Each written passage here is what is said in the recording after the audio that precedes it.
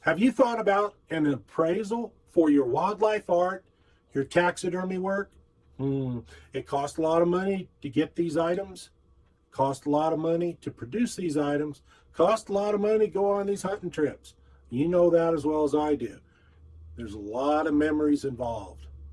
This is part of your estate and should be properly documented and appraised.